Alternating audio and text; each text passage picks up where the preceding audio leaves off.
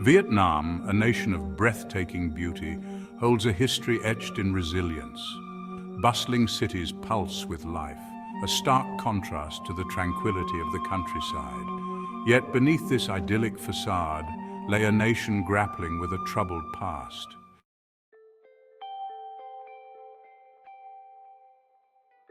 From the crucible of oppression, a leader would rise, a beacon of hope in Vietnam's darkest hour. Nguyen Sin Cung, known as Ho Chi Minh, emerged from humble beginnings. Born in 1890, his childhood was steeped in the harsh realities of colonial rule. The injustices he witnessed ignited a fire within him to liberate his people.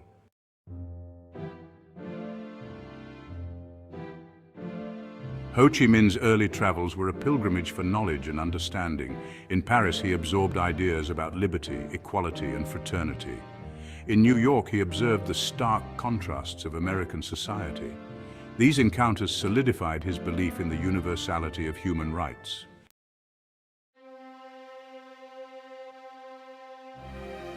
The Russian Revolution of 1917 marked a turning point for Ho Chi Minh. He saw in Lenin's ideology a blueprint for national liberation. Joining the French Communist Party, he advocated for the rights of colonized people. His writings ignited hope among Vietnamese yearning for independence.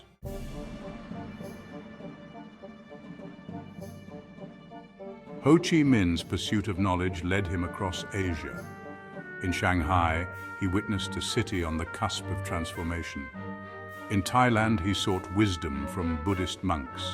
In Singapore, he connected with Indian nationalists, sharing dreams of independence.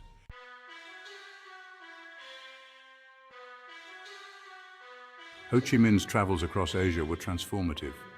He saw the devastating impact of colonialism and was drawn to socialism. The writings of Marx and Lenin provided a framework for understanding systemic inequalities. He believed socialism offered a path to a just and equitable society.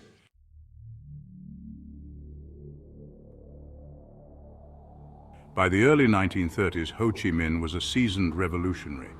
He recognized that the path to independence would be long and arduous.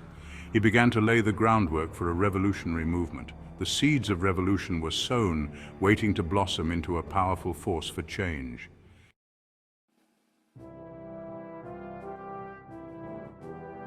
In 1941, World War II created a power vacuum in Vietnam. Ho Chi Minh convened a historic meeting marking the birth of the Viet Minh. They launched guerrilla warfare against Japanese forces. Simultaneously, they sought to win the hearts and minds of the Vietnamese people.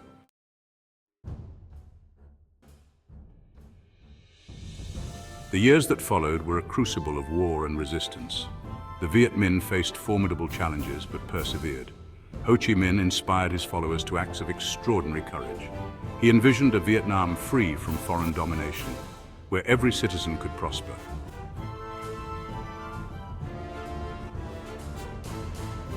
As World War II entered its final stages, the tide began to turn against the Axis powers. The Japanese, facing mounting losses on multiple fronts, found their grip on Vietnam weakening. The Viet Minh, sensing an opportunity, stepped up their attacks, further exploiting the chaos and confusion that gripped the country.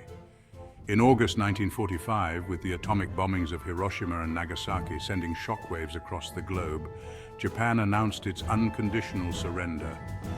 The news spread like wildfire through Vietnam, igniting a wave of euphoria and anticipation. The long-awaited moment of liberation seemed within reach. Seizing the initiative, Ho Chi Minh called for a general uprising. Across Vietnam, from the bustling cities to the remote villages, the Vietnamese people rose up in defiance of their former oppressors. French officials, caught off guard and demoralized, offered little resistance. The Vietnamese, emboldened by years of struggle and sacrifice, had finally reclaimed control of their destiny. On September 2, 1945, standing before a massive crowd in Ba Dinh Square, Hanoi, Ho Chi Minh delivered a historic proclamation. With words that would echo through the annals of history, he declared Vietnam's independence, marking the birth of the Democratic Republic of Vietnam. The declaration, infused with both the spirit of the American Declaration of Independence and the principles of socialist revolution, resonated deeply with the aspirations of the Vietnamese people. It spoke of inherent rights, equality, and the pursuit of happiness. but it also emphasized the importance of national unity, social justice, and resistance against all forms of oppression.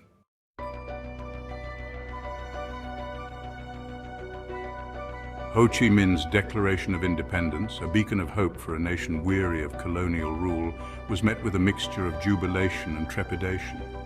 While the Vietnamese people celebrated their newfound freedom, the specter of conflict loomed large. The French, having tasted defeat but unwilling to relinquish their grip on their former colony, were determined to reassert their dominance. The Geneva Accords of 1946, intended to negotiate a peaceful settlement, proved to be a fleeting illusion. The accords, brokered by international powers seeking stability in the post-war world, proposed a temporary division of Vietnam along the 17th parallel. The North, under Ho Chi Minh's leadership, would be recognized as the Democratic Republic of Vietnam, while the South would be placed under the control of a French-backed administration. This division, intended as a temporary measure, proved to be a fatal flaw, sowing the seeds of a conflict that would engulf Vietnam for decades to come. The French, determined to reclaim their lost prestige, exploited the division to undermine Ho Chi Minh's government, providing military and financial support to anti-communist forces in the South. Ho Chi Minh, a shrewd strategist, recognized the danger posed by the French maneuverings. He understood that a direct confrontation with the superior French forces would be disastrous. Instead, he adopted a strategy of patience and preparation, focusing on consolidating his control over the North, building up the Viet Minh's military capabilities, and rallying international support for his cause.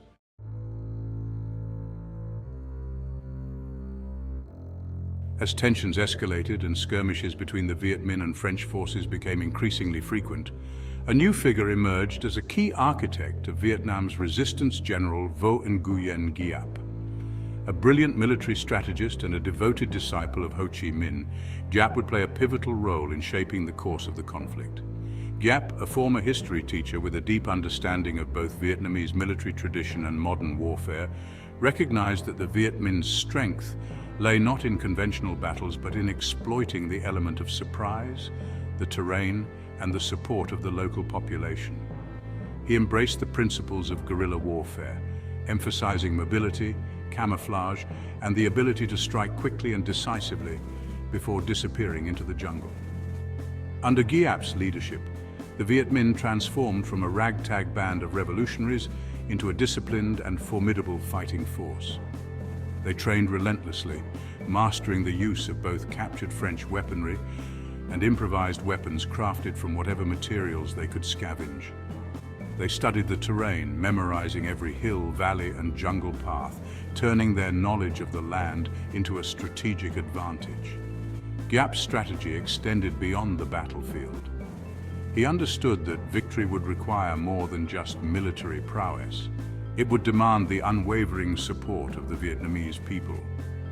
The Viet Minh, operating under the banner of national liberation, cultivated close ties with local communities, providing essential services, promoting literacy, and instilling a sense of shared purpose and sacrifice.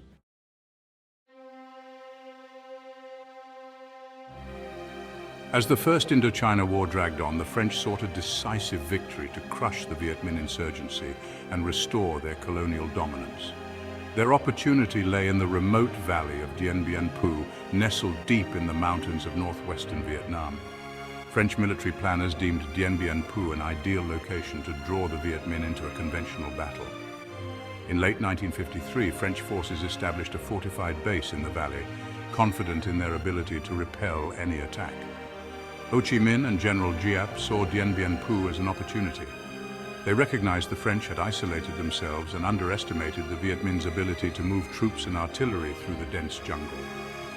Giap ordered his forces to secretly encircle Dien Bien Phu. For months, Viet Minh soldiers hauled artillery pieces over mountains and through jungles, positioning their guns on the high ground. The stage was set for a battle that would determine the fate of Vietnam.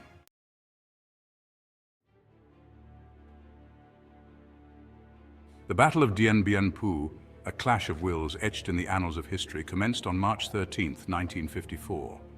The Viet Minh, their artillery batteries strategically positioned on the high ground surrounding the valley, unleashed a thunderous barrage targeting the French fortifications below.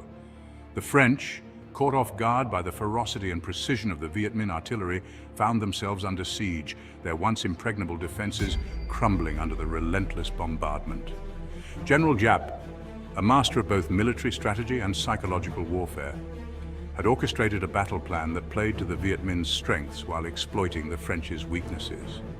He understood that a prolonged siege would favor his forces, gradually wearing down the French morale and depleting their supplies. He also recognized the importance of controlling the high ground, denying the French the air superiority they had relied upon in previous engagements. The battle raged for 55 grueling days and nights. The Viet Minh, fighting with unwavering determination and fueled by a burning desire for independence, launched wave after wave of attacks, their human wave tactics testing the limits of French resolve. The French, their ranks dwindling and their morale plummeting, fought back with courage and desperation, but their fate was sealed. The valley of Dien Bien Phu became a cauldron of fire and steel, a testament to the human cost of war.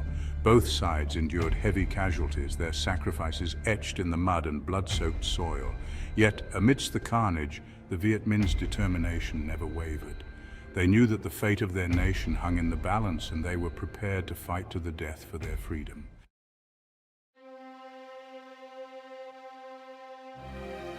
As the days turned into weeks, the tide of battle turned decisively in favor of the Viet Minh. The French, their supplies dwindling, their casualties mounting, and their morale shattered, found themselves surrounded and outmaneuvered. General Giap's strategy of attrition had proven devastatingly effective, slowly but surely grinding down the French will to resist. On May 7, 1954, after a final desperate French counterattack was repulsed, the garrison at Dien Bien Phu fell silent. The Viet Minh flag, a symbol of hope and defiance, rose triumphantly over the battered French fortifications. The Battle of Dien Bien Phu, a pivotal moment in the First Indochina War, had come to an end. The victory at Dien Bien Phu sent shockwaves across the globe, signaling the decline of European colonialism and the rise of nationalist movements in Southeast Asia and beyond. The echoes of battle eventually faded, and Vietnam, once a land divided, finally achieved unification. The image of tanks crashing through the gates of the presidential palace in Saigon in 1975 became a powerful symbol of the Vietnamese people's indomitable spirit. It was a victory hard won, forged in decades of struggle and sacrifice. Ho Chi Minh, the architect of Vietnam's independence, did not live to see his dream fully realized. He passed away in 1969, his vision guiding his people through the darkest days. Yet his legacy lived on, inspiring generations of Vietnamese. Today, Vietnam stands as a testament to Ho Chi Minh's enduring legacy. The country has emerged as a vibrant and dynamic nation, embracing economic development while honoring its rich cultural heritage.